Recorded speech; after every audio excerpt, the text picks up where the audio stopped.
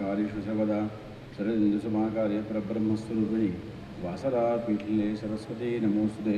गुरुर्ब्रह्मा गुरुर्विष्णु गुरुदेवो महेश्वरः गुरु साक्षात् परब्रह्म तस्मै श्रीगुरवे नमः। नमस्ते नारसिंहाय नमस्ते मध्वैरिणे नमस्ते पद्मनेत्राय नमस्ते दुःखहारिणे। मनोजव्यं मारुतुल्यवेगं जितेन्द्रियां बुद्धिमतां वरिष्ठं वातात्मजं वानरयुतमुख्यं श्रीरामदूतं शिरसा नमामि। रामाय रामभद्राय रामचन्द्राय वेदसे रघुनाथाय नाथाय सीताय पतये नमः।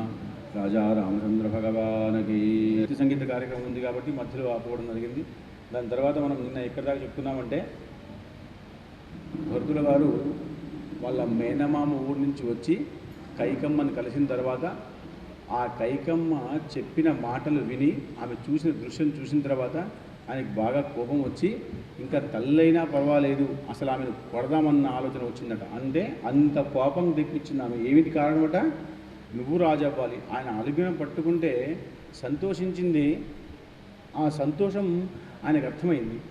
కానీ ఆయన అనుకుంటున్నాడు ఇదంతా జరిగిన విషయం చెప్పట్లేదు కాబట్టి ఆ జరిగిన విషయం తెలియకపోవడం వల్ల ఆమె అమ్మతో మాట్లాడుతున్నాడు.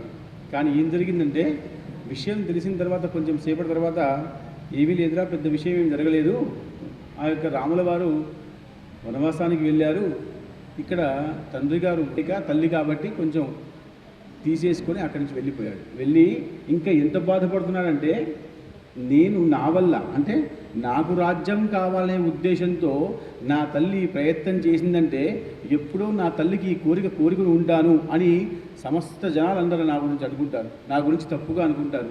అమ్మ నువ్వు ఇలా తప్పు చేశావు కాబట్టి ఇలా చేయకుండా ఉంటే బాగుండేదని బాగా బోర్న ఏడ్చాడు. ఎంతో బాధపడ్డాడు. బాధపడి ఆమెకి అసహించుకొని, అందుకని ఏం చెప్పారు, కుపుత్రో జాయేత కువచిత వికుమాతాను భవతి. ఎలా జరగాలట? పుత్రుడు ఒకవేళ కుపుత్రుడు అవ్వచ్చు, కానీ మాత కుమాత అవ్వకూడదు. మాత ధర్మాన్ని పాటించాలి. కొడుకు నలుగురు కొడుకులు ఉంటే ఒక కొడుకు తప్పు చేయవచ్చు, తప్పు లేదు, అప్పుడు సరిదిద్దే బాధ్యత తల్లి. కానీ అలాంటి తల్లే నువ్వు తప్పు చేసావు కాబట్టి అసహించుకొని ఇంకా ఏం చేయాలి అర్థం కాక ఆయన కౌసల్య దగ్గరికి వెళ్ళాడు. కౌసల్య దగ్గరికి వెళ్ళంగానే కౌసల్య కూడా బాగా గట్టిగా పట్టుకొని అసలు బాధపడి ఏడ్చి, నువ్వే ఇంకా రాజురా, ఎందుకంటే నీకు ఇంకా అడ్డంకి ఏమీ లేదు, తండ్రి చనిపోయాడు, రాముడు వెళ్ళిపోయాడు, నీకు నీ తల్లికి సంతోషమే కదా అని నిష్ఠూరంగా మాట్లాడాడు. ఇప్పటిదాకా తల్లి అలా మాట్లాడలేదు. ఇప్పటిదాకా కౌసల్య అలా, ఎందుకంటే భరతుడు అక్కడే ఉండేవాడు, మామ దగ్గర ఎక్కువగా ఉండేవాడు కాబట్టి రాముడే కైకకు ప్రేమించేవాడు, పూజించేవాడు, సేవ చేసుకునేవాడు కాబట్టి ఇప్పటిదాకా ఎప్పుడు కూడా భరతుణ్ణి రాముణ్ణి ఎప్పుడు కూడా వేరుగా చూడనటువంటి ఆ యొక్క కౌసల్య మాదిలా మాట్లాడడం వల్ల బాధపడి, అమ్మ నన్ను నిష్ఠూరంగా మాట్లాడదు, నాకు ఎప్పుడు కూడా రాజ్యాకాంక్ష లేదు, నేను ఎప్పుడు రాజ్యం అడగలేదు, ఎప్పుడూ నా తల్లికి ఈ విషయం నేను చెప్పలేదు, అలా నన్ను నమ్మమ్మ అని ఎంతో ప్రాధేయపడ్డాడు. ఆ ప్రాధేయపడ్డంలో కొంచెం సేపటి తర్వాత విశ్వసిస్తారు. చూడండి, ఒక మాట నువ్వు దొంగతనం చేశావురా అంటే లేదని చెప్పడం కోసం, తల్లి నమ్మడం కోసం ఎన్ని ప్రయత్నాలు జరగాలో అన్ని ప్రయత్నాలు చేసిన తర్వాత ఒకవేళ నమ్మితే అప్పుడు నమ్మి మాట వింటుంది, లేకపోతే అప్పటిదాకా వినదు. ఎప్పటిదాకా విశ్వాసం కలగదో అప్పటిదాకా వినదు. తప్పు చేసిన పిల్లవాడికి ఎన్ని చెంపదెబ్బలు కొట్టాలి ఇక్కడ రాసింది ఉందా? ఎప్పటి వరకైతే తల్లి మనసు ఒప్పదో అప్పటి వరకు కొడుతుంది, అవునా? కానీ ఒకవేళ తప్పు చేయలేదు అని నిర్ధారణ చేసుకుంటే అసలు కొట్టదు, గుర్తుపెట్టుకుంటే. అందుకనే కోపానికి ప్రేమకి ఇక్కడ రాసిందే ఉండదు. కోపం వచ్చిందా కోపం పోయేంత వరకు కొడుతుంది. అలా వాడిని దూషించి నిష్ఠూరంగా మాట్లాడి దూరం జరుపుతూ ఉంటే వాడు అదేగే చెయ్యి పట్టుకుని కాళ్ళు పట్టుకుని దగ్గరగా వచ్చి దండం పెట్టుకుంటూ ఉంటే కొంచెం సేపటి తర్వాత క్షమించి, సరేరా అయ్యిందేదో అయిపోయింది, నీ తల్లి అలా అనుకుంది, నువ్వు చేసావు, నువ్వు రాజుగా అయిపో, ఇంకా తప్పేమీ లేదు, సరే నువ్వు రాజు అయిపోయిన తర్వాత నువ్వే ఈ ఆర్యవర్తానికి మొత్తం రాజువు కాబట్టి చక్రవర్తివి కాబట్టి ఒక్కసారి నువ్వు గట్టిగా ప్రయత్నం చేసి రాముడు వచ్చేటట్టు చూడరా అని ప్రార్థించింది తల్లి ప్రేమ. ప్రార్థించి ఏమంటుంది, ఒక్కసారి నా భర్తుడు వచ్చేటట్టు చూడరా, నువ్వు రాజువు కదా, నువ్వు ఏమైనా చేయవచ్చు అని చెప్తే అప్పుడు భర్తుడు అన్నాడు, అమ్మ నేను చిన్నవాడిని, నేను అసలు రాముడు అంటే బాగా ప్రేమ. ఇప్పుడు మన అమ్మాయి తప్పిపోతే మనం పిచ్చోళం అయిపోతాం, మనం ఏడుస్తాం, బాధపడతాం, మనం ఏం చేయలేము, మన పక్క వాళ్ళు పనిచేయాలి, అవునా? నా పిల్లే తప్పిపోయిందంటే పోలీస్ స్టేషన్కి వెళ్ళాలా, ఆ గల్లీలోకి వెళ్ళాలా, ఆ కారులో చూడాలా, ఎక్కడ చూడాలో నాకు అర్థం కాదు. ఎందుకు అర్థం కాదు? నాకు అతి ప్రేమ కాబట్టి, నాకు ఏం చేయాలో అర్థం కాదు కాబట్టి, ఏం చేయాలో నా మతి పనిచేయదు కాబట్టి పక్క వాళ్ళు చేస్తారు. తండ్రి చనిపోతే ఎంతోమంది వచ్చి సేవ చేసుకుంటారు, లేకపోతే మనకు అర్థం అసలు ఏం చేయాలి, ఏడవడం తప్ప ఇంకో విషయం రాదు. అలాంటిది నేను చిన్నవాడినమ్మా, నా అన్నయ్య వెళ్ళిపోయినాడు, నాకు కలవకుండా వెళ్ళిపోయినాడు, నా మీద ఒక రకంగా ఆయన చేయకపోయినా దోషమే వచ్చింది, నా మూలంగా నా కారణంగా వెళ్ళిపోయి అందరూ అంటున్నారు కాబట్టి నాకు బాధగా ఉందమ్మా, నేనేం చేయలేను. అప్పుడు అంటుంది సుమిత్ర, నువ్వు రాజువి, నువ్వు స్థిరపడు, గట్టిపడు, ధైర్యం తెచ్చుకో, మనోబలం తెచ్చుకుంటేనే పనిచేయవచ్చు అని చెప్పి గట్టిగా చెప్పి వారించి కౌగులించుకొని, ఇప్పుడు అప్పటి కౌగులికి ఇప్పటి కౌగులి తేడా ఏమిటంటే, ఇప్పుడు సమర్థించి ఒప్పుకొని నువ్వు బాగు చేస్తావని విశ్వసించి దగ్గర తీసింది. ఇప్పుడు దాకా నిష్ఠూరంగా సంతోషించాడు భరతుడు. ఏది ఏమైనా నాకు తల్లి కరుణ, కృప, కటాక్షం ఉంది అమ్మా, సరే ఏం చేద్దామని చేసిన తర్వాత ఎలాగో ఈ కార్యం తెలిసిపోయింది కాబట్టి ఇక ముఖాగ్ని పెట్టాలి, దాంట్లో తీశారు, ముఖాగ్ని పెట్టారు. అలా ఇలా 14 రోజులు అయిపోయింది. 14 రోజులు అయిపోయిన తర్వాత చూడండి, రాముడికి ఈ అవకాశం రాలేదు. పెద్ద కొడుకు అయిన పక్షంలో కూడా తండ్రి యొక్క మృతదేహానికి ముఖాగ్ని పెట్టే అవకాశం రాలేదు. ఇది అసలు పితృకార్యం చేయడం గొప్ప విశేషం. పితృకార్యం చేయడం, అవకాశం రావడం, అవకాశం ఉండి మనకు దొరకకపోవడం దౌర్భాగ్యం. అలాంటి దౌర్భాగ్యం రాముడికి వచ్చింది. అంటే రాముడు కష్టాలు రాకుండా ఉండలేదు, అన్ని కష్టాలు వచ్చాయి. కానీ ఆ కష్టాల్లోంచి ఏది నిజమో, ఏది సత్యమో, ఏది ధర్మమో దాన్ని పాటించుకుంటూ పోయాడు కాబట్టి రామో విగ్రహాన్ ధర్మ అయ్యాడు. అలాంటిది పెట్టలేదు. ఇంకా భర్తడు ముఖాగ్ని పెట్టేశాడు. 14 రోజులు అయిపోయింది. ఇప్పుడు ఏం చేద్దాం? ఖచ్చితంగా ఇప్పుడు వశిష్ఠుల వారు దశరథ వారు చనిపోగానే ఆ భారం అంతా ఆయన తీసుకున్నాడు కదా, ఇంకా వద్దు, నేను ఋషిని, నేను యోగిని, నేను గురువుని, నా పాత్ర నేను పోషించాలి. భర్తుడు జడు కాబట్టి ఆయనకి రాజ్యం ఇద్దామని భర్తుని పిలిపించి రాజ్యం తీసుకోమన్నాడు, పట్టాభిషేకం చేద్దామన్నాడు. భర్తుడు అన్నాడు, నాకు ఖచ్చితంగా వద్దు. ఒకవేళ మీరు ఎన్ని మాటలు చెప్పినా, చూడండి ఎన్ని మాటలు చెప్పినా రాముడు ఆగలేదే, ఎన్ని మాటలు చెప్పినా, ఎంతమంది చెప్పినా, ఆఖరికి సుమంత్రుడు చెప్పినా, గుహుడు చెప్పినా ఆగలేదే. ఎంతమంది చెప్పినా ఆగినటువంటి రాముడితో నడిచిన వాడిని, రాముడిలాగా గుణమున్నటువంటి వాడిని, నేను కూడా మీ ఎవరి మాట వినను, నాకు రాజ్యం వద్దు, నేను ఆశించలేదు, నాకు వద్దు.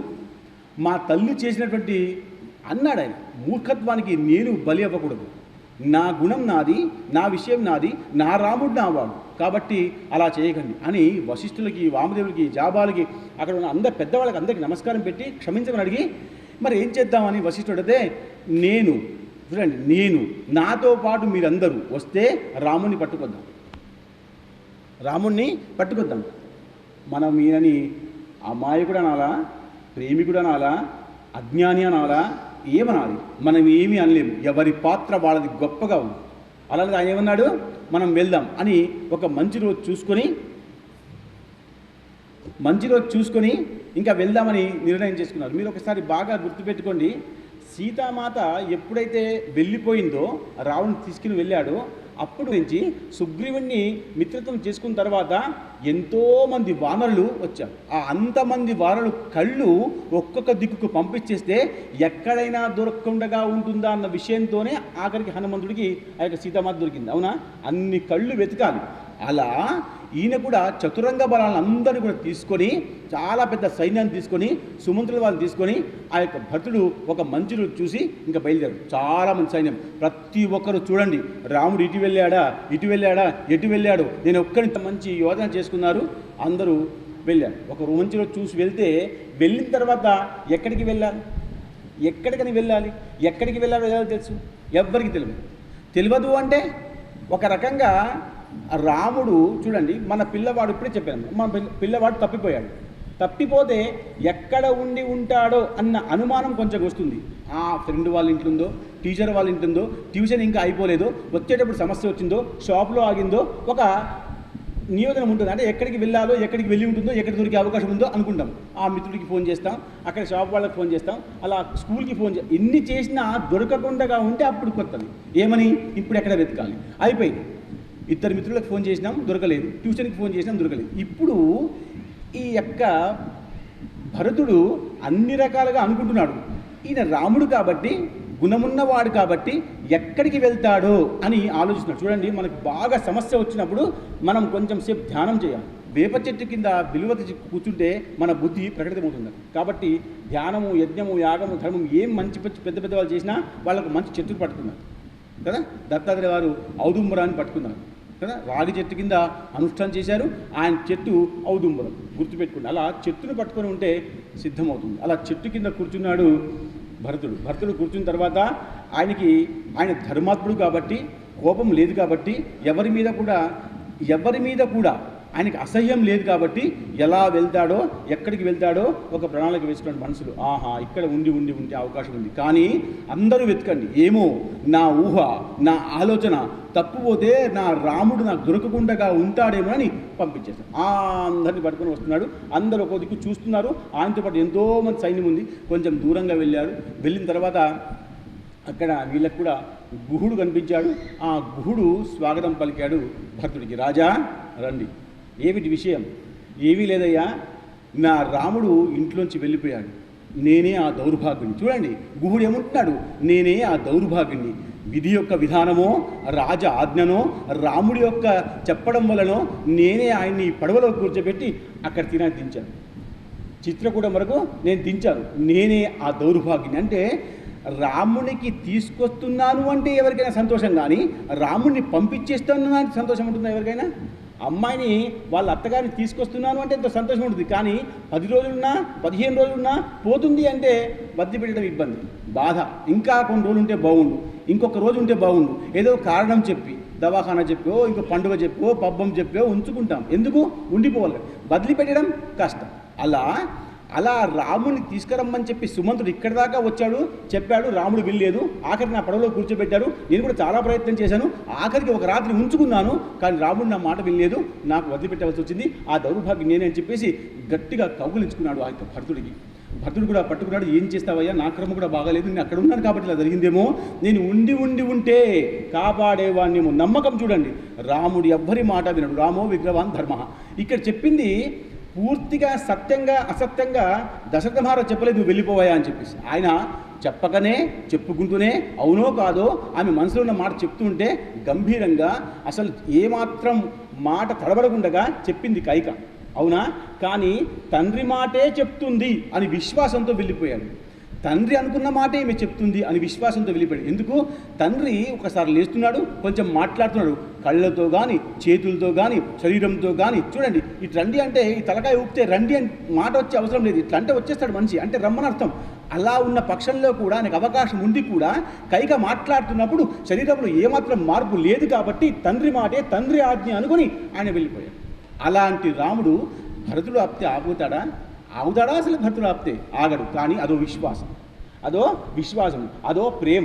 కాబట్టి అలా వెళ్దామని ఇంకా ఎలా వెళ్ళావు? ఎక్కడికి వెళ్ళావు నువ్వు? చిత్రకూట పర్వతం దగ్గరికి, అక్కడ గంగా తీరం వెళ్ళిపోయావు. అక్కడ దాకా నేను వెళ్తానని చెప్పేసి ఇంకా పడవలో చూడండి, అసలు ఆ గుహుడి దగ్గర ఒక్కటే పడవ ఉందారు. నేను చాలా బీదవాడిని రామచంద్ర ప్రభు, నా పడవలో నువ్వు కూర్చుంటున్నావు, నాకు చాలా ఆనందంగా ఉంది, ఇంతకంటే గొప్ప విషయం కాదు. అదంతా వాల్మీకి రామాయణంలో లేదు. వాల్మీకి రామాయణంలో గుహుడు ఆ శృంగభేరిపురానికి రాజు కదా.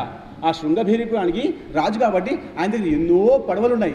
చూడండి, ఇంతమంది భర్త సైన్యాన్ని పడవల మీద ఏనుగులతో, గుర్రాలతో, రథాలతో సహా పడవల్లో కూర్చోబెట్టి అత్తిరాన్ని దించాడు ఆయన. ఇది వాల్మీకి రామాయణం సత్య ప్రమాణం. మనం ఏం చెప్పుకుంటాం? గుహుడు ఒక్కడే ఉంటాడు, ఒకటే పడవ ఉంది, రాముడిని కూర్చోబెట్టుకున్నారు, పాదసేవనం చేశాడు. ఇదంతా వాల్మీకి రామాయణం లేదు. చూడండి, ఊహా రామాయణాలు బాగా ఉంటాయి, ఊహించుకుంటూ బాగా చేస్తారు. అందుకనే ఎన్నో రామాయణాలు ఉన్నాయి. రామచరితమానస్ కూడా చాలా గొప్పగా ఉంది, తప్పు కాదు. కానీ ప్రమాణం మాత్రం వాల్మీకి రామాయణమే. గుర్తుపెట్టుకోండి, వాల్మీకి రామాయణం కంటే కూడా ఒకవేళ రామచరితమానస్ బాగా చెప్పిన పక్షంలో కూడా దాని మూలం మాత్రం వాల్మీకి రామాయణమే. గుర్తుపెట్టుకోవాలి ఈ విషయం.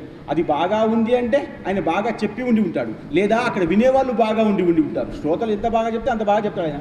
కాబట్టి ఎలాగైన పక్షంలో కూడా ఇంకా అందరూ కూడా ఆ సైన్యంతో సహా చిత్రకూట పర్వం తెలిసింది కాబట్టి అందరూ కూడా ఆ పడవల్లో కూర్చున్నారు. పడవలు ఏనుగులు రథాలు కూడా దాంట్లో పెట్టేశాడు.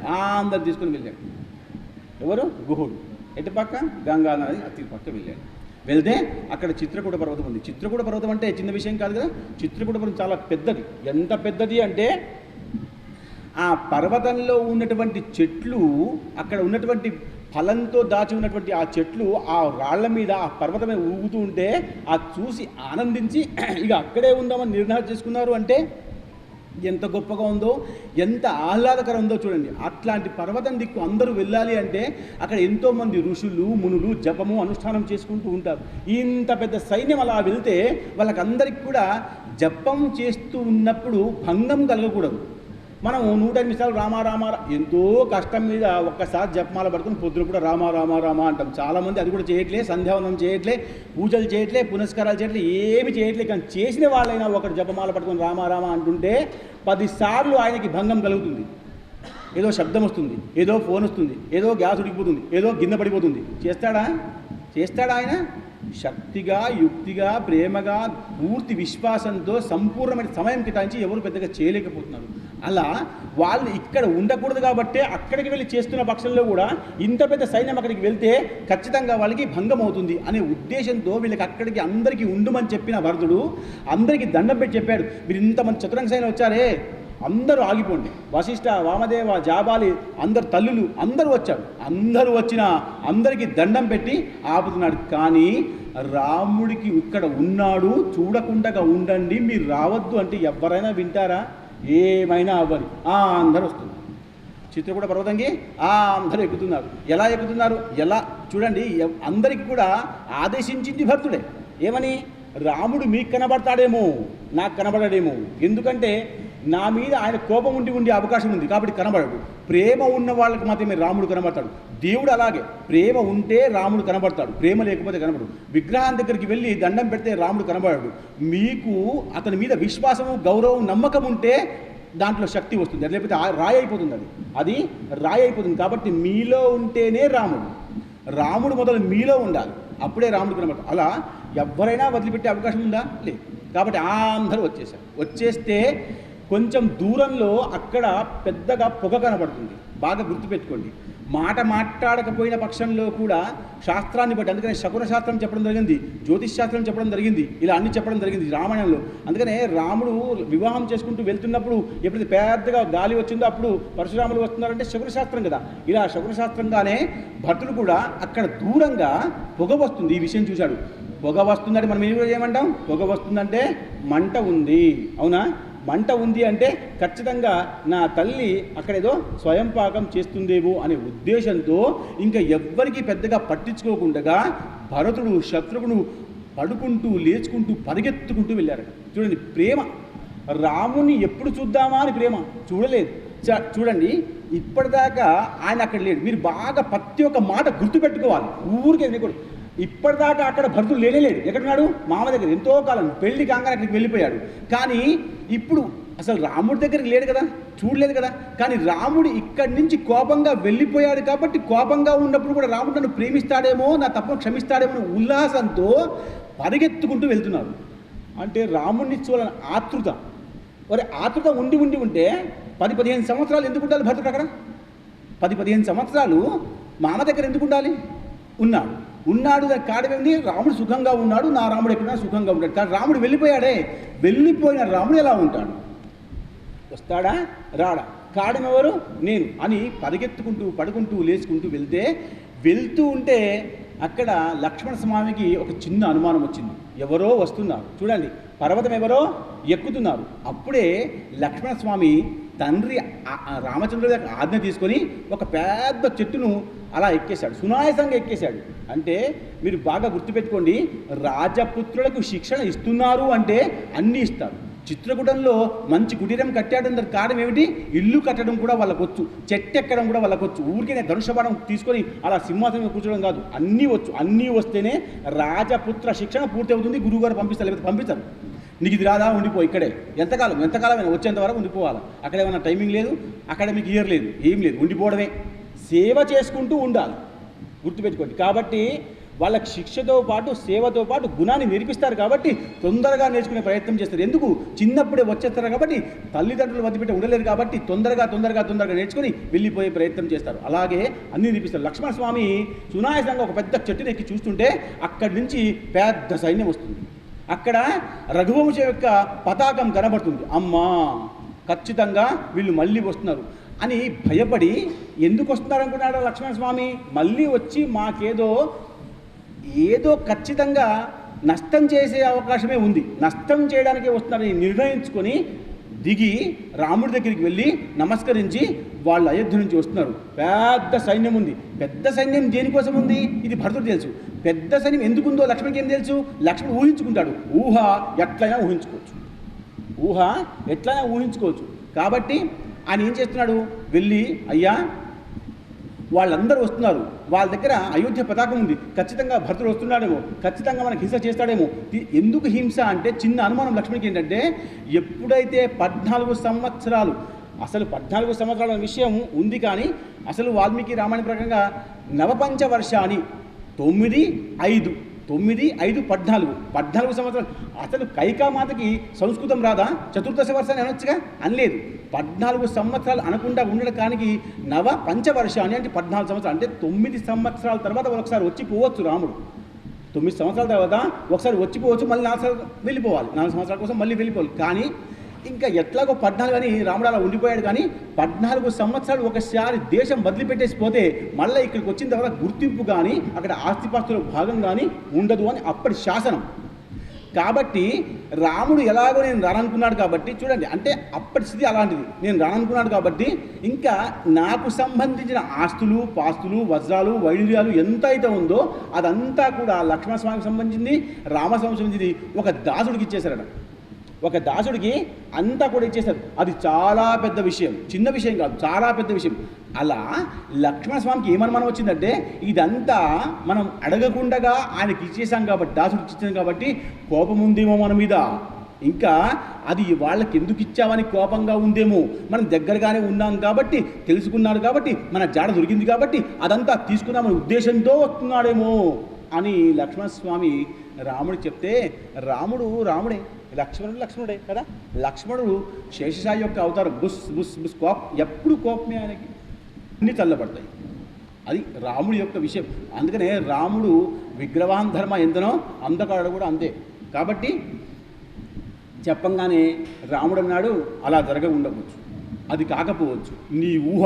కాబట్టి ఒకసారి రాని, వచ్చిన తర్వాత ఖచ్చితంగా భరతుడు అంటే నాకు బాగా ప్రేమ, భరతుడు ఇలా తప్పు చేయడు, భరతుడు నాకు ఇష్టం, భరతుడు నన్ను తీసుకుపోవడానికి వస్తున్నాడేమో ఇలా కూడా అనుకోవచ్చు కదా లక్ష్మణ అని నచ్చజెప్పి కొంచెం వేచి చూస్తే నిజంగానే పరిగెత్తుకుంటూ ఈడ్చుకుంటూ పడుకుంటూ అలా రామచంద్ర స్వామి దగ్గరికి పాదం దగ్గరికి వచ్చాడు. భరతుడు వచ్చి ఆ పాదాన్ని పట్టుకొని ఇంకా వదలలేడు, పట్టుకున్నాడు, ఏడుస్తున్నాడు, బాధపడుతున్నాడు. రామా నన్ను క్షమించు, నేను తప్పు చేయలేదు, నేను తప్పు చేసిన వాడిని కాదు, నాకు రాజ్యం వద్దు, రాజ్యాకాంక్ష లేదు అని ఎంతో ఏడుస్తున్నాడు. ఆ ఏడుపు భరించలేక లక్ష్మణుడికి ఆ యొక్క సీతామాతకి చాలా బాధ అనిపించి, రామా చెప్పు ఒకసారి అంటే రాముడు అంటున్నాడు ఏడవని. బాగా వినండి, రాముడు అంటున్నాడు ఒకసారి ఏడ్చి పూర్తిగా దుఃఖం వెళ్ళిపోని. ఎప్పటి వరకైతే దుఃఖం లోపల ఉంటుందో అప్పటిదాకా మళ్ళీ దుఃఖం వస్తుంది. మళ్ళీ ఒక్కసారి గుండె బద్దలైపోయి ఏడిస్తే ఇంకా దుఃఖం రాదు, గుర్తుపెట్టుకోండి. కాబట్టి ఎవరైనా మనకు ప్రియులు బాగా చనిపోతే బాగా ఏడుస్తారు, వాళ్ళు గుండెలు బాదుకుంటూ ఏడుస్తారు. ఎందుకు? ఆ ఏడుపును మనం ఆపకూడదు. ఆ ఏడుపును ఆపుతున్నామా, ఆపితే మళ్ళీ దుఃఖం వస్తుంది. మళ్ళీ వదలకుండా ఏడుస్తుంటే ఆయన కళ్ళల్లోంచి ఆ ధార, ఆ నీళ్లు వచ్చి రామపాదాలు కడిగేశాడు. అంటే చూడండి, కన్నీటితో పాదం కడగడం అంటే ఇదే. రక్తంతో పాదం కడగడం ఒక ఎత్తు అయితే, కన్నీటితో పాదం కడగడం గంగాజలం ఇది. అందుకనే పాదము చాలా పుణ్యమైనటువంటిది. అందుకని మనం ఎప్పుడు కూడా ఏం చేస్తాం, ఎవరైనా పెద్దవాళ్ళకి ఏం చేస్తాం, మొదలు పాద కదా, పాదాలు అంత. ఎందుకు పాద పూజ అంత పవిత్రం అంటే ఆయన ఎన్ని పుణ్యాలు చేసి ఉన్నాడో ఇప్పటిదాకా, ఆ పుణ్యాలన్నీ కూడా ఆయన నడుచుకుంటూ పోతే ఎక్కడెక్కడైతే ఆయన పాదం వేస్తాడో ఆ పుణ్యం అంతా కూడా ఆ ప్రాంతానికి వస్తుంది. కాబట్టి పుణ్యాత్ములు రావాలని, అందుకే పుణ్యాత్ములు ఇంటికి వచ్చినప్పుడు, పుణ్యాత్ములు ఇంటికి పాదం పూజ చేసుకుని వెళ్తున్నప్పుడు ఆయనతో అడుగులు నడవాలి. సంతాన్ సంగే చారపావులే చాలా, ఈ తుకారాం మహారాజ్ చెప్పినాడు. సంతులతో వెళ్ళే అవకాశం మనకుందా? సంతులు మళ్ళీ మనకి ఇంటికి వస్తారా? వచ్చినప్పుడే వాడుకోవాలి. మనం అడవుల్లోకి వెళ్ళి అనుష్ఠానం చేసే అవకాశం ఉందా? మనకు ధర్మము లేదు. మనకేముంది? మనకి ఇల్లు, ఉద్యోగము, కాపురము, సంసారము, అన్ని పెన్షన్లు ఏదో అన్ని అల్లరి ఉన్నాయి. కాబట్టి ఎప్పుడైనా ఇలాంటి అల్లరి ఉన్న పక్షంలో కూడా సంతులు ఇంటికి వస్తే ఆశీర్వాదం ఈ రకంగా తీసుకొని శాస్త్రం చెప్పింది. అలా ఆ పాదం కడిగేసిన పాదం చూసుకుంటున్న రాముడు, అమ్మా ఎంత ఏడ్చావురా రామ, ఎంత ఏడ్చావురా భరత, నువ్వు అసలు ఇంత ఏడ్చే అవసరం లేదు, అసలు నువ్వు తప్పు చేసినవాడే కాదు, నువ్వు తప్పు చేయలేదు అని నేను విశ్వసిస్తానని తెలిసిన తర్వాత కూడా ఇంత ఏడుస్తున్నావు అంటే నన్ను అనుమానిస్తున్నావు. మీరు ఒక్కొక్క మాట అర్థం పెట్టుకోవాలి, మీరు ఒక్కొక్క మాట కట్టి పెట్టుకోవాలి. నువ్వు ఇంత ఏడుస్తున్నావు అంటే నన్ను అనుమానిస్తున్నట్టే, నన్ను అనుమానించకూడదు నువ్వు. కాబట్టి సరే నీకు ఒక అనుమానం వచ్చింది, నేను నీకేమన్నా అంటానని, నిన్నేమన్నాను, నువ్వేమిటో నాకు తెలుసు.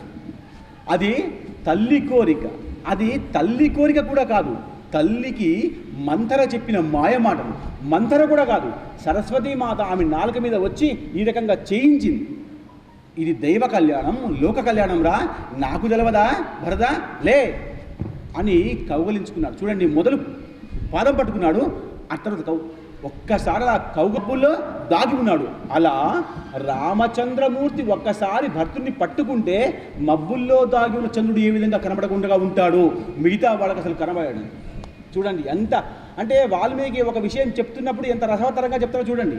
కాబట్టి అలా పట్టుకొని వదిలేసి, ఏమిట్రా ఇలా ఏడుస్తున్నావు, నువ్వు చేసిన తప్పు కాదు, కూర్చోమని అందరినీ కూర్చోబెట్టిన తర్వాత అప్పుడు బాగా వినండి, అప్పుడు భరతుడు మెల్లగా, అన్నయ్య ఇంకొక తప్పు జరిగింది, ఇంకొక ప్రమాదం జరిగింది, తండ్రి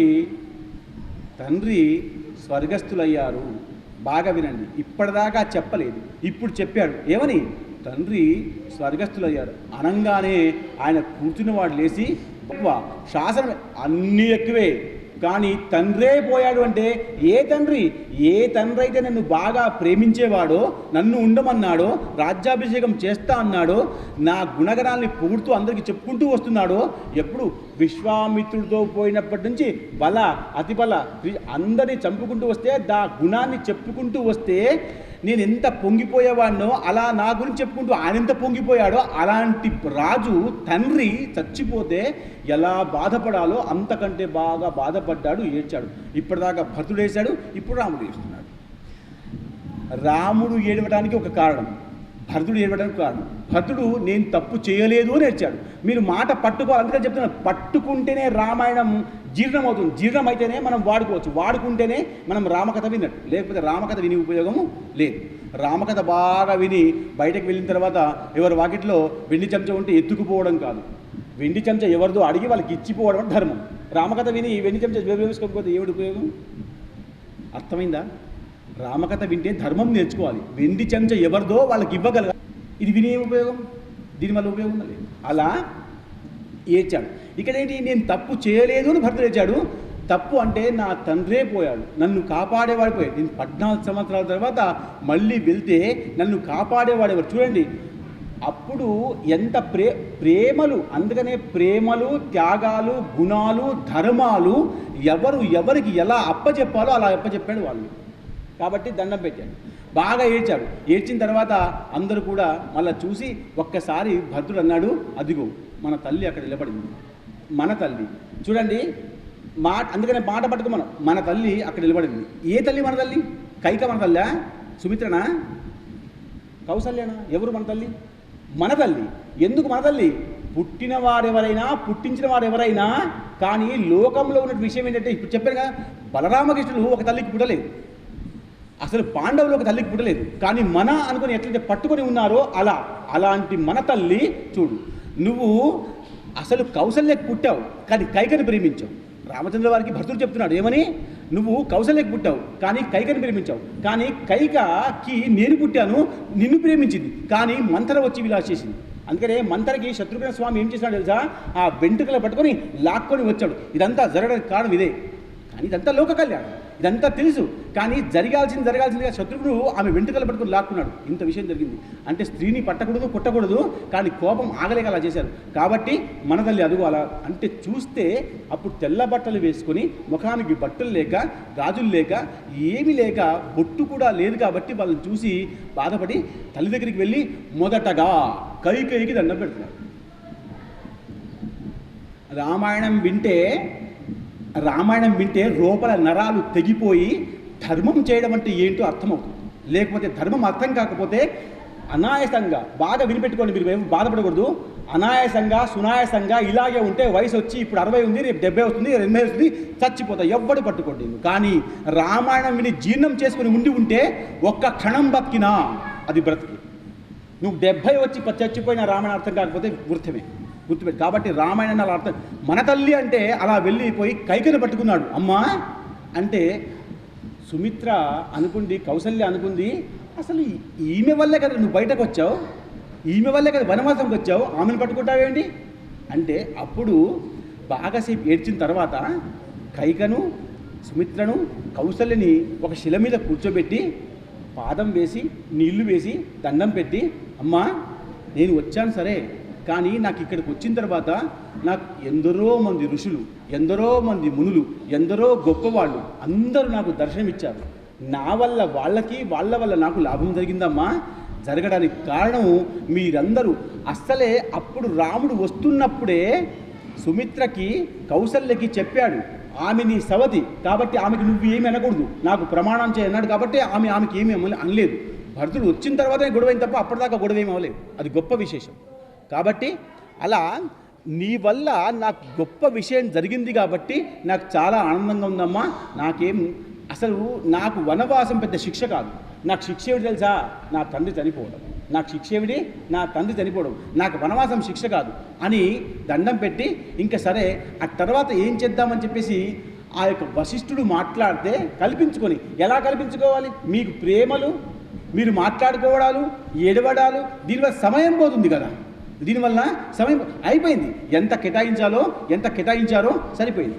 దండం పెట్టి వశిష్ఠుల వారు ఏమంటున్నారంటే, ఇప్పుడు ఏం చేయాలో చెప్పండి అంటే భరతుడు అంటున్నాడు నిలబడి, రామచంద్ర ఇది నా రాజ్యం కాదు, నేను ఆశించలేదు, నేను పెద్ద కొడుకును కాదు. ధర్మం చూడండి, నేను పెద్ద కొడుకును కాదు, నువ్వు జీవించి ఉన్నావు, నువ్వు సమర్థుడివి, నువ్వు అన్ని విద్యలు నేర్చుకున్న వాడివి, నాకు పెద్ద విద్యలు ఏమి రావు, కాబట్టి రా. ఎవరైతే వరాన్ని కోరుకున్నాడో ఆయన స్వర్గానికి వెళ్ళిపోయాడు. ఎవరైతే కోరుకుందో ఆమె పూర్తిగా అవమానంతో కింద పడిపోయింది. చచ్చిన పామును చంపకూడదు అంటావా లేదా? ఆమె పూర్తిగా అవమానంతో కింద పడిపోయింది. ఇప్పుడు నీ కళ్ళల్లో కూడా ఆమె చూడట్లేదు. కైక నీ కళ్ళల్లో కూడా చూడట్లేదు. నీకు గొప్ప అభిమానం ఉంది తల్లి అని, కానీ ఆమెకేమీ లేదు.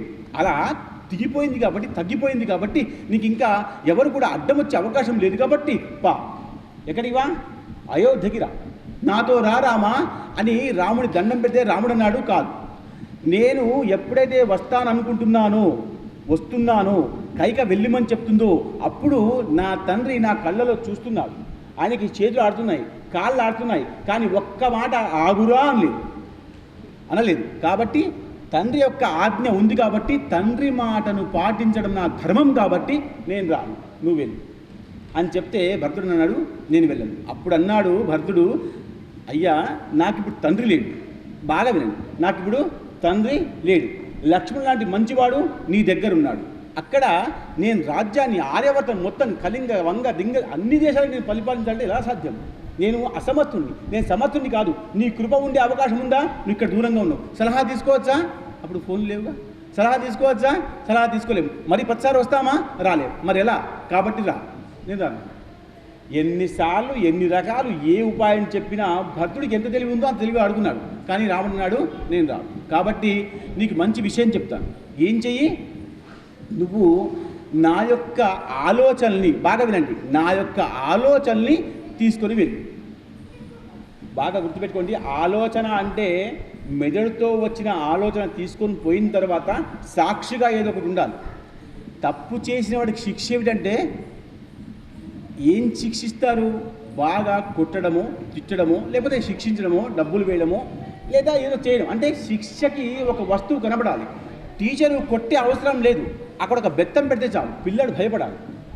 పిల్లలకి ప్రతిసారి టీచర్ కొట్టే అవసరం లేదు, అక్కడ బెత్త ఉందిరా అంటే సరిపోయింది, వాడు భయపడాలి, అంతే. అది ధర్మం. కొట్టుకుంటూ పోతే ఎన్నిసార్లు కొట్టాలి? రోజు వాడు కొట్టమంటాడు, నువ్వేం చేస్తావు సార్? కొట్టు, ఒక 2 దెబ్బలు కొట్టు, మేము ఇంటికి వెళ్ళిపోతాం అంటాడు. కానీ కొట్టకుండగా అసలు కొట్టేటట్టుగా చూపించి అక్కడ బెత్తముందన భయం చూపిస్తే పిల్లవాడికి మెల్లమెల్లగా విద్య వస్తుంది. ఇదే విద్య యొక్క విధానం. అందుకనే అప్పుడు గురువు గారు ఇలా చేసేవారు. శిక్ష అంటే భయంకరమైన శిక్ష, ఇంకా కొంతకాలం ఇక్కడే ఉండాలని చదువుకుంటాడు.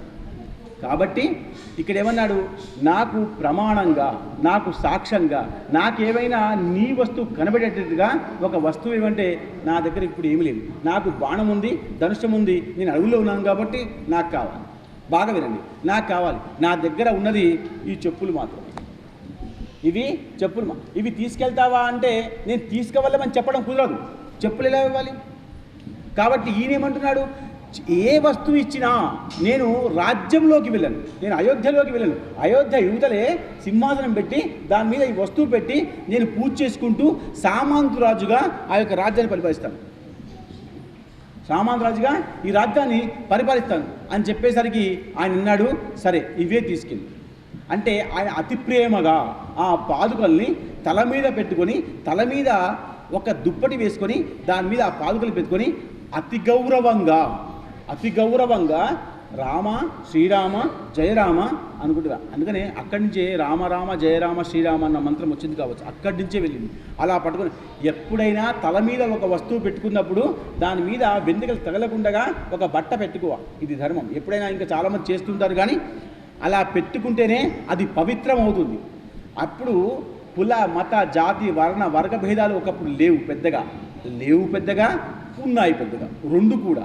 ఒకవేళ ఒక బ్రాహ్మడు తత్వకలంలో ఉన్నటువంటి స్త్రీ దగ్గర నీళ్లు తాగాలి అనుకున్న పక్షం అయితే అప్పుడు నీళ్లు దొరకడం కష్టం. ఏదైనా అప్పట్లో కష్టమే. కాబట్టి తాగాలి అనుకుంటే ఒకవేళ తత్వకులంగా ఉన్న పక్షంలో కూడా తల మీద బిందె పెట్టుకొని ఇక్కడ బట్ట పెట్టుకొని నీళ్లు నింపుకొని వస్తే ఆ బిందె కింద పెట్టేంత వరకు పవిత్రమే. ఒక్కసారి కింద పెట్టకుండా నీళ్ళు తాగితే పవిత్రమే, కింద పెట్టేస్తే అపవిత్రం. మీరు గుర్తుపెట్టుకోండి, ఇది విధానం ఉంది, ఇప్పుడు ఉంది, అప్పుడు ఉంది, ఎప్పుడైనా ఉంది, అది పవిత్రమే. ఆమెకి అప్పుడు ఆమె ఏం జాతి ఏం కులం అన్న విషయం లేదు. రామాయణంలో కూడా ఈ విషయం లేదు. వాల్మీకి ఎవరు తెలుసు? అదా అసలు వ్యాసుడు పుట్టింది ఎలా పుట్టాడు? ఏం కులం ఏం జాతి ఏం చెప్తాం? ఏం చెప్పలేము. గుణం ముఖ్యం, ధర్మం ముఖ్యం, రెండే ముఖ్యం. అలాంటిది అలా ఎలాగైతే పాదాలని పెట్టుకున్నాడు. ఇప్పుడు చూడండి, గంగ నీళ్ళు మనం చాలామంది అక్కడ వెళ్తారు, కాశీకి అలా వెళ్తారు. ఇంకొక విషయం కూడా చెప్పాలి. ఇప్పుడు రామాయణం ద్వారా కొన్ని విషయాలు మనం తెలుసుకోవాలి అంటే నేను చెప్పింది వేదం కాదు, నేను చెప్పింది ధర్మం కాదు, నేను చెప్పింది విషయం కాదు. మీకు నచ్చకపోవచ్చు, మీకు అర్థం కాకపోవచ్చు, నాకు చెప్పడం రాకపోవచ్చు, 3 విషయాలు. కానీ కాశీలో ఉన్నటువంటి నీళ్లు గంగలో ముంచుకొని తెచ్చుకోకూడదు, ప్రయాగలోంచి తెచ్చుకోవాలి. కాశీలో కాశీలో ఎప్పుడు కూడా అక్కడ శవాలు కాల్చడం, శవాలు వేయడం రెండే విషయం. కాశీలో ఉన్న విషయం అది. కాబట్టి గంగ నీళ్ళు అంటే అవి కాదు. ప్రయోగంలో గంగా ఉంటుంది, ఇంకేమైనా ఉంటుంది. కాబట్టి అక్కడ నీళ్ళు తీసుకోవాలి, అది పవిత్రం. తీసుకునేటప్పుడు కూడా జాగ్రత్తలు పాటించాలి. మీ యొక్క చెంబు లోపలే ఉండాలి. లోపలే ఉండి నీళ్లు మునిగిన తర్వాత వచ్చిన తర్వాత కొంచెం ఇసుకని దాంట్లో వేసి లోపలే మూత పెట్టి తీసుకొని రావాలి. అప్పుడు నువ్వు బస్సులో వచ్చినా, ట్రైన్లో వచ్చినా, కారులో వచ్చినా, ఎంత అపవిత్రురాలు పక్కన ఉన్నా ఆ నీళ్లు ఇంటికి వచ్చేందుకు పవిత్రమే. మీరు బాగా గుర్తుపెట్టుకోండి. అలా మూత తీస్తే పవిత్రత పోతుంది, మూత తీయకుండా ఇంటికి వస్తే పవిత్రమే. అలా కాబట్టి ఆయన పెట్టాడు. అలా వచ్చి దండం పెట్టి రాముడికి, రామా ఇక నేను వెళ్తాను, నువ్వు రానంటున్నావు, కానీ నేను కూడా ఒకవేళ నువ్వు 14 సంవత్సరముల తర్వాత రామాయణం వింటున్నప్పుడు, గురుచరిత్ర వింటున్నప్పుడు మీ ఇంట్లో ఏ పుస్తకం చదివినా పుస్తకంలో ఆయన ఉద్దేశం ఏమిటి, ఆయన మర్మం ఏమిటి, ఆయన ఏం చెప్పదలుచుకున్నాడు, మనకి ఏం అర్థమవుతుంది అని వింటేనే ఆ రచయితకి గౌరవం. లేకపోతే రచయిత రాసిన ఉద్దేశం ఒకవేళ మనం పట్టుకోకుండా ఉంటే ఆ పుస్తకం చదివి వ్యర్థమే. చాలామంది పారాయణలు ఇప్పటిదాకా ఒక 10 సార్లు పారాయణం చేశానండి, గురుచరిత్ర పారాయణ అయిపోయింది, 10 సార్లు చేశాను. ఇప్పుడు కొత్తగా పుస్తకాలు వస్తున్నాయి, ఏకదివస పారాయణము, 1 రోజులో అయిపోతుంది పారాయణం. ఇప్పుడు గంటలో పారాయణము, బస్లో పారాయణము, ఇవన్నీ ఎట్లా సాధ్యం? ఇది మీకు తృప్తిగా కలిగించడం కోసం ఒక వ్యక్తి రాస్తే దాన్ని నిజం అనుకుని మనం చేసుకుంటూ పోతే ఎలా? ఈ ధర్మం ఎట్లా అవుతుంది? గురుచరిత్ర పారాయణకి నియమాలు ఉన్నాయి. అసలు గురుచరిత్ర చదివితే అసలు 14వ అధ్యాయం, 16వ అధ్యాయం, 18 చదివితే అసలు గగ్గోలు పోతాయి. మనం ఎట్లా ఉండాలి, ఒక మనిషి ఎట్లా ఉండాలి చెప్తాడు దాంట్లో. ఇప్పటిదాకా 10 సార్లు అయింది మన పారాయణం, మనకు అర్థం కాలేదే. అర్థమైతే పారాయణం, అర్థమైతే ప్రవచనం, లేకపోతే కాదు. అలా ఆయన దండం పెట్టి నేను ఆత్మహత్య చేసుకుంటా చెప్పి వెళ్ళి అక్కడ అయోధ్యకి యువతలో ఉన్నటువంటి నంది గ్రామంలో ఆ సింహాసనాన్ని పెట్టి అక్కడ పాదుకలు పెట్టి ఆ పాదుకల మీద రోజు పూజ చేసుకుంటూ, అన్నయ్యని జ్ఞాపకం చేసుకుంటూ, తండ్రిని జ్ఞాపకం చేసుకుంటూ, ధర్మం అంటే ఏంటో రోజు తెలుసుకుంటూ, వీళ్ళ వల్ల అంటే ఏ అధర్మం వల్ల ఇక్కడ ఆశ వల్ల నిరాశ వల్ల ఏదో కోరిక వల్ల ఇలా జరిగిపోయింది. దశరథుడు పోయాడు, ఒక్క మంతర మాట వల్ల కైక చెప్పడం వల్ల దశరథుడు పోయాడు, రాముడు పోయాడు. చూడండి, రాముడు వెళ్ళిపోయాడు, రాముడు ఇప్పట్లో రాడు, దశరథుడు పూర్తిగా వెళ్ళిపోయాడు. అంటే ఇలాంటి తప్పు మళ్ళీ జీవితంలో జరగకుండా ఉండడం కోసం 14 సంవత్సరాలు బ్రహ్మచర్యాన్ని పాటిస్తూ ఆ యొక్క భక్తుడు రాజ్యాన్ని వెళ్ళాడు. చూడండి, బ్రహ్మచర్యం ఎంత గొప్పదో. అటు రాముడు బ్రహ్మచర్యమే, సీత బ్రహ్మచర్యమే, లక్ష్మణుడు బ్రహ్మచర్యమే, లక్ష్మణ భార్య అయోధ్యలో ఉండిపోయింది. ఇక్కడ భరతుడు, అత శత్రుఘ్నుడు అందరూ కూడా బ్రహ్మచర్యం పాటిస్తూ కళ్ళకు గంతలు కట్టుకున్నట్టుగా ఏ విషయాన్ని కూడా పూర్తిగా ప్రేమగా చూడకుండగా ఆయన మాత్రమే రావాలి, నా కళ్ళు తెరిస్తే రాముడు మాత్రమే రావాలని ఆలోచనతో మొత్తం రాజ్యాన్ని 14 సంవత్సరాలు పాలించాడు. ఇటుపక్క ఈయన రాజ్యాన్ని పాలిస్తున్నాడు, అటుపక్క రాముడు అనుకుంటున్నాడు ఇంకా చిత్రకూట పర్వతాన్ని వదిలిపెట్టడమే మంచిది. ఎందుకంటే నేను ఎక్కడున్నానో అందరికి తెలిసిపోయింది. ఇవాళ భరతుడు వచ్చాడు, రేపు శత్రుడు వస్తాడు, రేపు అమ్మ అంటుంది, కౌసల్యమాత అంటుంది, రారా అంటే సుమంత్రుడు వస్తాడు. ఎందుకంటే రాజమాత మాట అందరూ వినాలి కదా, ఆజ్ఞ కదా, వినాలి. కాబట్టి ఏం చేస్తున్నాడు ఆయన, ఇక్కడి నుంచి వెళ్ళిపోదామని నిర్ణయం తీసుకొని అక్కడి నుంచి ఎలా వెళ్ళిపోవాలని భరద్వాజ మహారాజు కడితే ఆయన అన్నాడు, ఇక్కడి నుంచి కొంచెం దూరంగా వెళ్తే దండకారణ్యం ఉంది. బాగా వినండి, దండకారణ్యం ఉంది. ఆ దండకారణ్యంలోకి వెళ్ళిపోతే ఇంకా మీకు అక్కడ ఎవ్వరూ వెతకరు. ఎందుకు వెతకరు? అక్కడ చేసేవాళ్ళు అనుష్ఠానం జపము తపము చేసేవాళ్ళు వాళ్ళ శక్తులు ఎంత ఉన్నాయి అంటే ఎవరైతే పుణ్యాత్ములో, బాగా గుర్తుపెట్టుకోండి, ఎవరైతే పుణ్యాత్ములో ఇప్పటిదాకా పాపం చేయలేదో, వాళ్ళలో అధర్మం లేదో అలాంటి వాళ్ళు మాత్రమే దండకారణ్యానికి రావచ్చు. ఇప్పుడు మనం నైమిషారణ్యానికి అందరు సునాయాసంగా వెళ్ళి వస్తుంది. నైమిషారణ్యానికి సునాయాసంగా బస్సు టికెట్ కొనుక్కుంటే వెళ్ళి రావచ్చు. నైమిషారణ్యం అనేటువంటిది అంత పవిత్రమైన స్థానం. అక్కడ జపము తపము అనుష్ఠానము ఇప్పుడు కూడా శుగ మహర్షి ఇంకా ప్రవచనం చెప్తుంటాడు, అక్కడ మనం వింటూ ఉండాలి. అలాంటిది ఏం లేదు. అంటే ఇక్కడ మనం బాగా చేస్తున్నాము అనుకంటే కూడా మనం చేసే తప్ప ఒప్ప అన్న విషయం కూడా గుర్తుపెట్టుకోవాలి. మనం ఏది అర్హతో ఏది చేయాలో అదే చేయాలి. అక్కడికి వెళ్ళాలి అంటే జపం చేసుకోవాలి. 24,000 సార్లు గాయత్రి జపం చేస్తే మనకు చిన్న అర్హత వస్తుంది వెళ్ళడానికి. మనం చేస్తామా? మనకు చెప్పాను కదా, పొద్దున్నే 108 చేయాలంటే నిద్ర వస్తుంది, ఫోన్ వస్తుంది, ఏదో సమస్య వస్తుంది, మనం చేయలేము. కానీ మనం పొయ్యి వస్తున్నామంటే గొప్ప అనుకుంటున్నాం. పొయ్యి వచ్చినవాడు గొప్పవాడు కాదు, తెలుసుకున్నవాడు గొప్పవాడు. ఎలా వెళ్ళాలి, ఎందుకు వెళ్ళాలి, ఏం చేయాలి, ఏం చేస్తే పుణ్యము, ఈ యాత్రాఫలం ఎలా వస్తుంది తెలుసుకున్నవాడు గొప్పవాడు కదా. ఎలా మరి? వస్తుంది, డబ్బులున్నాయి కాబట్టి వెళ్ళిపోయి సరిపోతుందా? ఇది యాత్ర కాదు, ఇది అహంకార యాత్ర. అందుకనే మీరు గుర్తుపెట్టుకోండి, కులదేవత దగ్గరికి వెళ్ళటానికి చాలామందికి అసలు పరిరావు. అంటే నేను వెళ్దామనుకుంటాడు పోలేకపోతాడు, వెళ్దామనుకుంటాడు పోలేకపోతాడు. ఎందుకు? భగవంతుని యొక్క కృప ఉండాలి. భగవంతుని కృప ఉంటేనే వెళ్తాం, లేకపోతే వెళ్ళలేదు. గుర్తుపెట్టుకో. అందుకనే డబ్బు ఉంది కాబట్టి పోవడం కుదరదు, అలా అని మనం పోకుండా కూడా ఉండకూడదు, ప్రయత్నం చేయాలి. కానీ నియమం ఉంది, నియమం పాటించాలి. అలా దండకారానికి వెళ్ళిపోదామని ఆ ఋషికి నమస్కారం చెప్పి అలా వెళ్తున్నాను. చూడండి, దండకారణ్యము అంటే సునాయాసంగా వెళ్ళి అక్కడ ఉండిపోయి 14 సంవత్సరాలు గడిపేద్దామన్న విషయం కాదు. అక్కడ ఆ అరణ్యము కారు చీకటి, ఎక్కడ కూడా బాగా చీకటిగా ఉండి ఆ చీకటిలో మనం మధ్యాహ్నం సూడు ఉన్నప్పుడు కూడా ఆ చీకటి మనం భరించ, అలాంటి చీకటి, అలాంటి అడవి, అదే దండకారణ్యం. ఆ దండకారణ్యంలోకి వెళ్ళిపోవాలని నిర్ణయం తీసుకున్నాడు. ఎందుకు? 2 విషయాలు ఉన్నాయి. చిత్రకూట పర్వతంలో ఋషులు ఆయనతో ఉన్నప్పుడు, భరద్వాజ ఋషి వచ్చినప్పుడు, ఇంకా మిగతా వాళ్ళ ఋషులు వచ్చినప్పుడు అందరూ నమస్కరిస్తూ విషయం చెప్పుకుంటూ పోతే అక్కడ ఏం చెప్తున్నాడట, రాముడికి 2 కారణాలు. ఒకటో కారణం, మళ్ళీ ఇక్కడికి నా గురించి తెలిసింది కాబట్టి ఇంకా ఎవరైనా నా వాళ్ళు నా జాడ తెలుసుకుని వస్తారేమో, ఒకటో మాట. రెండో మాట, అక్కడ భరద్వాజముని ఒక పెద్ద గుట్టను చూపించాడు.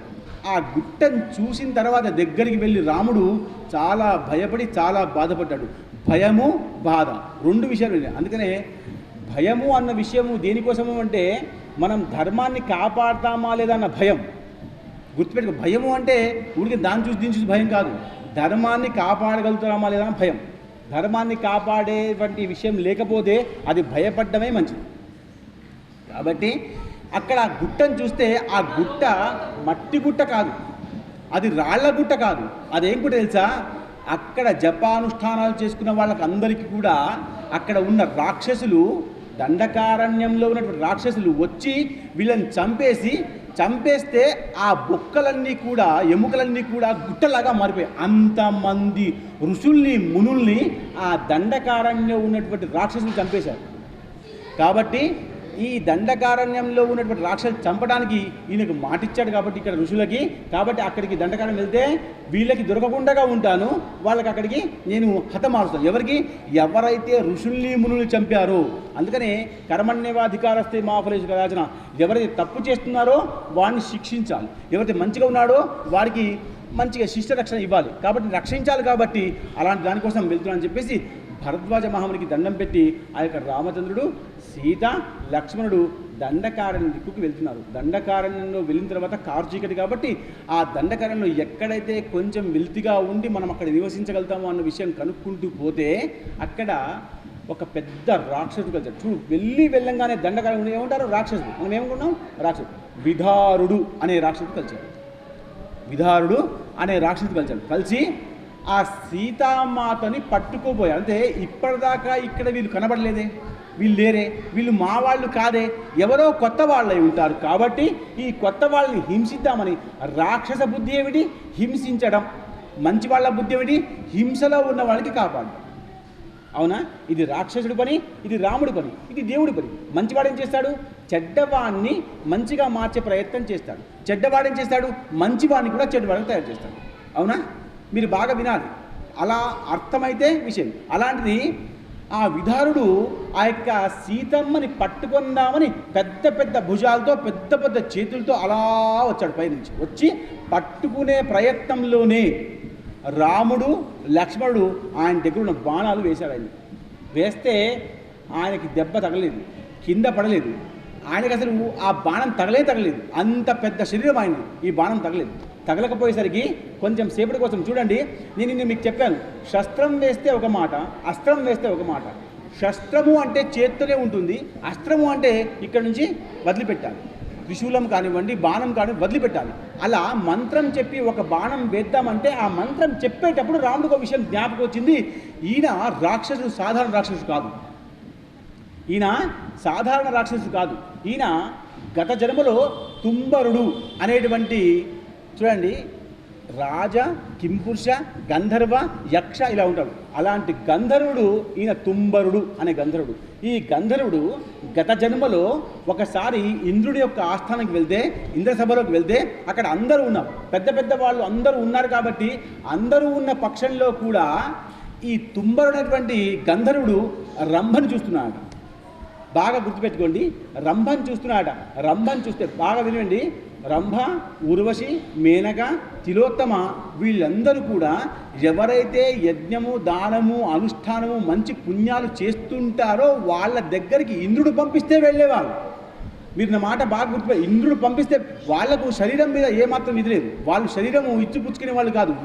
వాళ్ళ యొక్క భంగిమల వల్ల వాళ్ళ యొక్క జపాన్ని, అనుష్ఠానాన్ని పాడు చేయాలి. అది ఇంద్రుడు అప్పచెప్పారు. చూస్తే అక్కడ ఉన్నటువంటి ఇంద్రుడు చూసి, నువ్వు నా సభలోకి వచ్చి నా సభని అవమానిస్తున్నావు, ఇక్కడికి వచ్చి సభలో ఈ యొక్క ప్రవచనం వినాలి, ఇది మర్యాద. ఇక్కడ మాట్లాడకుండా మనం వేరే మాటలు మాట్లాడితే అమర్యాద. సభ మర్యాదలు పాటించాలి, లేకపోతే దోషం వస్తుంది. అలా నువ్వు తప్పు చేశావు కాబట్టి ఎలాగైతే చూసుకుంటూ ఉన్నావో ఆమెను, ఆ కళ్ళతోనే, అలా రాక్షస బుద్ధితోనే నువ్వు గంధర్వుడైన పక్షంలో కూడా అక్కడ దండకారణ్యంలోకి వెళ్ళి రాక్షసుడిగా మారిపో అని శపించాడు. కాబట్టే ఆయన ఇక్కడికి వచ్చాడు. కాబట్టి ఆయన దగ్గర గుణము, ధర్మము అన్నీ ఉన్నాయి. కాబట్టి ఆయనకు వరం కూడా ఉంది, బ్రహ్మ ఇచ్చిన వరం. ఏమిటా? ఆయన నరకబడడు, ఆయన కత్తితో నరకబడడు. ఒకవారి గదతో కొడితే ఆయనకి దెబ్బ తగలదు, బాణంతో దెబ్బ తగలదు, దేంతో కూడా ఆయనకి అన్యాయం జరగదు. మరి అలాంటి వాళ్ళు ఎలా చెప్పాలి? ఇప్పుడు ఆయన దగ్గరగా వచ్చి సీతామాతను పట్టుకుంటున్నాడు కదా, ఎలా చేయాలి? రక్షణ చేసే బాధ్యత భర్తది కదా, భర్త రక్షణ చేయాలి కదా. అప్పుడు ఏం చేశాడంటే, ఆ బాణానికి నమస్కారం చేస్తున్నప్పుడు రాముడికి అర్థమైంది, ఆహా ఈయనకి బ్రహ్మవరం ఉంది కాబట్టి ఈయన మనం బాణాలతో కానీ, కత్తులతో కానీ, గదలతో కానీ చావడు. ఈయనకి ఒక గొయ్యిలో వేసి మట్టి వేస్తే ఆయనకి శ్వాస ఆడకుండా మృతి చెందని తెలుసుకొని ఆ యొక్క పెద్దగా దూరంగా ఉన్న గొయ్యిని చూసి వాళ్ళిద్దరు కూడా పట్టుకొని ఆ యొక్క విదారకుడిని ఆ గొయ్యలో వేశారు. వేసికరించి, రామచంద్ర ప్రభో నన్ను వినండి ఒక్కసారి, నేను ఇంతకు ముందు తుంబరుణ్ణి, గంధర్వుణ్ణి, రంభను చూశాను కాబట్టి నాకు ఈ శాపం వచ్చింది, కాబట్టి నేను పోతున్నాను. నాకు ఉశాపం ఏముంది తెలుసా, మీరు వచ్చి నన్ను పట్టుకుంటే చాలు, నేను మళ్ళీ మోక్షానికి వెళ్ళిపోతాను. కాబట్టి నన్ను ఇప్పుడు మీరు చంపినా పర్వాలేదు, కానీ ఒక్క మాట వినండి, మీరు ఇక్కడి నుంచి శరభంగుడు అనేటువంటి ముని దగ్గరికి వెళ్ళండి. మీరు వెళ్ళండి, ఇంకా నా శ్వాస పోయేటట్టుగా ఉందంటే ఒక రాయి వేసేసి రాముడు అక్కడి నుంచి వెళ్ళిపోతున్నాడు. ఎక్కడి దగ్గర ఈయన చెప్పాడు, ఈయనకు శాపం అంటే ఉద్ధరింపబడతారు కొందరు, ఉద్ధరిస్తారు కొందరిని. రాముడు కొందరిని ఉద్ధరిస్తాడు, కొందరేమో తనకు తానే ఉద్ధరింపబడతాడు. ఈయన ఉద్ధరింపబడ్డాడు. ఆయన చేతుల ద్వారా చావడానికి కోసం ఇప్పటిదాకా వేచి ఉండి ఇప్పుడు ఆ యొక్క గొయ్యిలో పడి మట్టి వేస్తే ఇక్కడ చస్తూ ఒక మాట చెప్పాడు, నువ్వు శరభంగుడి దగ్గరికి వెళ్ళు, నీకు మార్గం చూపిస్తాడు అంటే అపహితార్థమై. కాబట్టి ఆయన కూడా బాగా అనుష్ఠానం చేసుకున్నాడు. ఆయనకి సర్వ విద్యలు వచ్చు, సర్వ విషయాలు వచ్చు, సర్వాస్త్ర శస్త్రాలు వచ్చు. ఇన్ని వచ్చినటువంటి శరభంగుడు అలా కూర్చుని ఉంటే ఎప్పుడైనా వినండి, నేను ఇప్పుడు ఏం చెప్పాను మీకు, రంభ దేనికోసం వస్తుంది, ఒకవేళ ఇంద్రుడు ఆజ్ఞ చేస్తే వస్తుంది. శరభంగుడు అంత బాగా యజ్ఞం యాగం చేసి ధ్యానం అనుష్ఠానం చేస్తున్నాడు కాబట్టి ఒకవేళ నాకంటే బాగా పుణ్యం సంపాదిస్తే నా ఇంద్ర పదవి పోతుందేమో భయం ఇంద్రుడికి ఎప్పుడూ భయమే. ఎవరు అనుష్ఠానం చేసినా వాళ్ళకి ఆ యొక్క యజ్ఞం నుంచి ఆపడం ఆయన పని, అంతకంటే పుణ్యం చేయనివ్వడు. కాబట్టి శరభంగుడు అనుష్ఠానం చేస్తుంటే కళ్ళు మూసుకొని ఇంకా ఈయన పుణ్యం పెరిగిపోతున్న భయంతో ఇంద్రుడు ఒక బాణం తీసి వేస్తున్నాడు. బాగా వినండి, బాణం తీసి వేస్తుంటే ఆ బాణం ఆయన దగ్గరకు వచ్చేసరికే ఆయన కళ్ళు తెచ్చుకొని ఒక పుల్ల పట్టుకొని ఇలా వేశాడు. ఒక చిన్న పుల్ల పట్టుకుని దగ్గర ఉంది, ఇలా వేస్తే ఆ శరము అంటే బాణము, ఆ బాణానికి ఇలా తగిలితట, ఇలా తగిలి 2 ముక్కలు అయిపోయాయి. ఇది శరభంగము. ఆయన పేరు ఎలా వచ్చింది, శరభంగుడు. ఇంద్రుడి యొక్క శరాన్ని కూడా ఒక కట్టె పుల్లతో అనుష్ఠాన బలంతో ఆ బాణాన్ని విరిచేశాడు కాబట్టి ఆయన శరభంగుడు అయ్యాడు. ఆయన పేరు అలా పడిపోయింది. కార్యం వల్ల, పని వల్ల, పుణ్యం వల్ల పేర్లు పడిపోతాయి. ఊగే దొంగతనాలు చేస్తే ఏం చేస్తారు, దొంగ అంటారు కదా. దొంగతనం ఊకేసి దొరికిపోతే ఏమంటారు ఆయనకి, దొంగోడు అంటారు. మంచోడైతే మంచి పని చేస్తుంటే చాలా మంచోడు.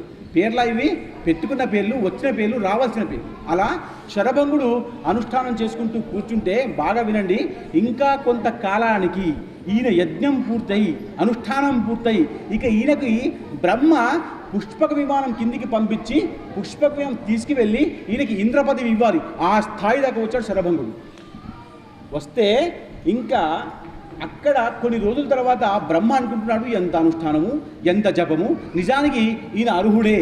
కాబట్టి బ్రహ్మ పైనుంచి ఆకాశం ద్వారా మాట్లాడి, శరభంగుడా నీ యజ్ఞము, దానము, హోమము అన్నీ కూడా పూర్తయిపోయాయి, నువ్వు పూర్తిగా అర్హుడవి, నువ్వు ఇంకా ఇంద్రపదికి అర్హుడివి. కాబట్టి రేపు ఉదయం నేను నీకు రథాన్ని, పుష్పక విమానాన్ని పంపిస్తాను అని చెప్పేసి ఆకాశం ద్వారా చెప్పాడు. ఎంతో సంతోషించాడు. ఆహా, నా జపము, నా తపము, నా అనుష్ఠానము, నా యొక్క దీక్ష అంతా పూర్తయిపోయింది. దేనివల్ల పూజ చేశాను, నేను ఎక్కడికి వెళ్ళాలి, మోక్షానికి. ఎలా వెళ్తున్నాను, పుష్పక విమానం ఎవరు పంపిస్తాను, బ్రహ్మ అని సంతోషించి ఉదయం నుంచి అతి సంతోషంగా ఉన్నాడు. సంతోషంగా ఉంటే 2వ రోజు పుష్పక విమానం రానే వచ్చింది. పుష్పక విమానం చూసి చాలా సంతోషించి ఇంకా నా పాత్ర, నా పని, నా కార్యం పూర్తయి ఇక నేను వెళ్ళిపోతానని చెప్పేసి అక్కడ వాళ్ళు అందరికి కూడా పిలిపించి, అదిగో పుష్పక విమానం వచ్చింది, ఇక నేను వెళ్తున్నానని చెప్పి సంతోషంగా ఆ పుష్పక విమానంలో కూర్చున్నాడు. గుర్తుపెట్టుకోండి, పుష్పక విమానంలో కూర్చోగానే అక్కడి నుంచి ఒక ముని వచ్చి, శరభంగా ఎక్కడికి వెళ్తున్నావు, బాగా వినండి, శరభంగా ఎక్కడికి వెళ్తున్నావు, ఎక్కడికి ఏమిటయ్యా, పుష్పక విమానం వచ్చింది, నేను బ్రహ్మలోకానికి వెళ్తున్నాను, కొంతకాలానికి నేనే ఇంద్రుణ్ణి అని గొప్పగా చెప్పుకున్నాడు. అవునా, సరే వెళ్ళు, కానీ ఒక్క మాట విను శరభంగా, ఒక్క మాట విను. ఏమిటో తెలుసా, చిత్రకూట పర్వతం నుంచి ఆ యొక్క రామ లక్ష్మణ సీతల వారు ఈ యొక్క దండకారానికి వచ్చాడు. ఇప్పుడే విరాధుడు మృత్యు చెంతు అక్కడ చూసిన వాళ్ళందరూ నాకు చెప్పారు. కాబట్టి రామ లక్ష్మణులు సీతతో సహా దండకారణ్యంలో ఉన్నారు. వాళ్ళు ఆ యొక్క విదారకుడిని ఉద్ధరింపజేసి వాళ్ళు ఇక నీ కుటీరం ముందు నుంచే వాళ్ళు ఇంకా ముందుకు వెళ్తారు అని చెప్పంగానే పుష్పక విమానం కిందికి దూకేశాడు. మీరు నా మాట బాగా వినండి. పుష్పక విమానం అంటే ఏమిటి? మోక్షం ఇప్పుడు, ఆ తర్వాత ఇంద్ర పదవి. కానీ ఒక ముని ఏం చెప్పాడు?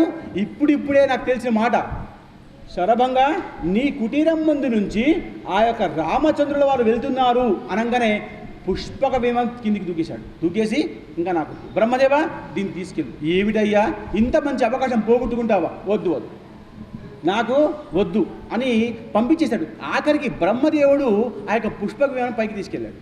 ఈయన రోజు అనుష్ఠానం చేసుకొని సంధ్య వార్చుకొని కుటీరం ముందర కూర్చుంటున్నాడు. వస్తున్నాడు అని చెప్పారు, కానీ ఎప్పుడు వస్తున్నారో చెప్పలేదు కదా. దీన్ని వేచి చూడమంటారు. ఎంత వేచి చూస్తే భగవంతుడి గురించి అంత పుణ్యం. పరమాత్ముడు ఎప్పుడైనా నీ చేయి పట్టుకోవచ్చు. మనం రోజు సంధ్యావందనం చేయాలి, రోజు పూజ చేయాలి, రోజు అనుష్ఠానం చేయాలి. రాముడు ఎప్పుడైనా రావచ్చు. రాముడికి సమయం ఉందా? రాత్రికి రావచ్చు, ఉదయం రావచ్చు, ఇప్పుడు రావచ్చు, అప్పుడు రావచ్చు, ఎప్పుడైనా రావచ్చు. రాకుండగా ఉంటాడు అని కూడా చేయకు. వస్తాడేమో అంటే పూర్తిగా చెయ్యి.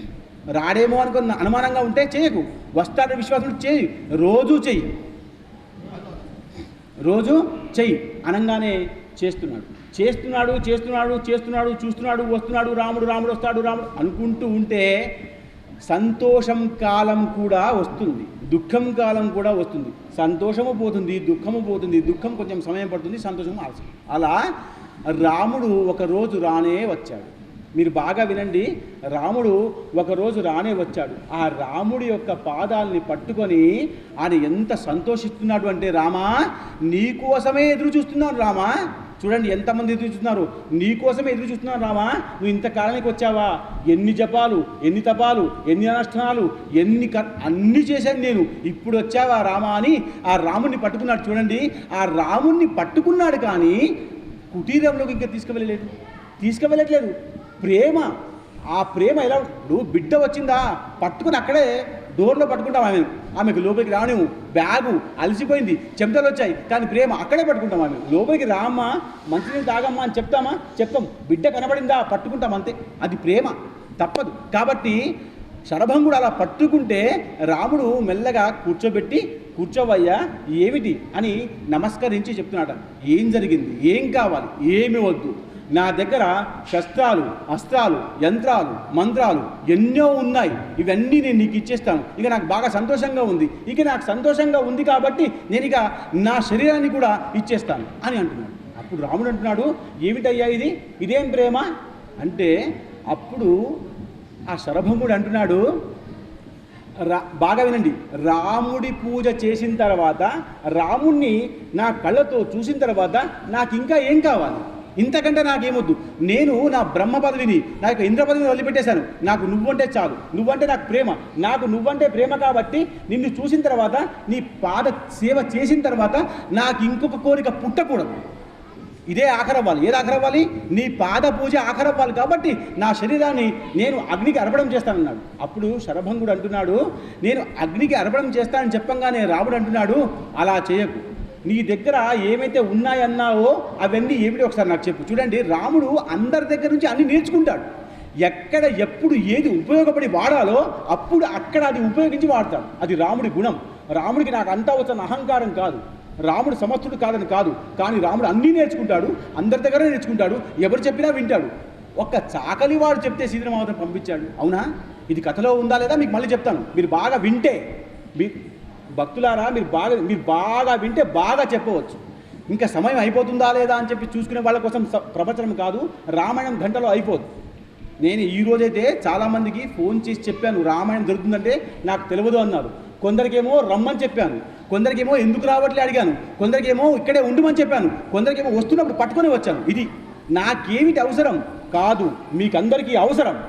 రాముడి గురించి చెప్పడం కోసం, రాముడి గురించి తాపత్రయపడడం కోసం అందరూ కష్టపడాలి. ఒకటి పని కాదు, ఇది పని కాదు, బాధ్యత కాదు, కార్యక్రమం కాదు, ఇది కథ. కాబట్టి అలా శరభంగుడు ఏమంటున్నాడు, నాకు రాముడి పాదం చూసిన తర్వాత, రామపూజ చేసిన తర్వాత నాకు ఇదే ఆఖరు అవ్వాలి. కాబట్టి నా శరీరాన్ని కాల్చుకుంటాను. అప్పుడు అన్నాడు, నీ దగ్గర ఏముంది చెప్పు. అప్పుడు ఆయన దగ్గర ఎన్ని శస్త్రాలు, అస్త్రాలు, ధర్మాలు, మంత్రాలు ఉన్నాయో అవన్నీ కూడా ఒక్కసారి నీళ్లు వేసుకొని చేతి మీద తర్పణం చేసి రాముడి పాదానికి అంకితం చేస్తున్నాడు. ఏది పుణ్యమంతా కూడా, ఇప్పటిదాకా చేసిన పుణ్యమంతా కూడా రామపదానికి అంకితం చేశాడు. ఇది గొప్పతనం. ఏమిటి గొప్పతనం అంటే, నాకింకా ఏమొద్దు, నాకేం కావాలి, నీకు పాదపూజ చేసిన పుణ్యం మాత్రమే కావాలని చెప్పేసి అన్నీ వదిలిపెట్టేసి కట్టెలు తీసుకొచ్చి ఆ కట్టెల మీద నిలబడి తన కుడి కాళ్ళలో బొటన వేళ్ళ అగ్నిని ప్రజ్వలింప చేసి ఆయన అక్కడే పూర్తిగా భస్మమయ్యాడు. రాజా రామచంద్ర భగవానికి ఏమిటి కారణం? నాకు రామపూజ దొరికింది, రామపాదుకు దొరికాయి, ఇంకా జీవించి ఉంటే కొత్త ఆలోచన వస్తుంది, కొత్త కోరిక పుట్టుకొస్తుంది. నాకు కొత్త కోరిక వద్దు, నాకు కొత్త ఆలోచన వద్దు, నాకు కొత్తగా ఏమొద్దు, ఇదే ఆఖరు, ఇదే రాముడు, ఇదే సత్యం, ఇదే. ఈరోజు శరభంగుడు అంటే విదారకుడు, శరభంగుడు దండకారణ్యంలో ముక్తి పొందారు లేదా ఉద్ధరింపబడ్డాడు అన్న విషయం దగ్గర మనం ఆపి ఆ తర్వాత రేపటి కార్యక్రమం పంచుకునే ప్రయత్నం చేద్దాం. రాజా రామచంద్ర భగవానికి జయ.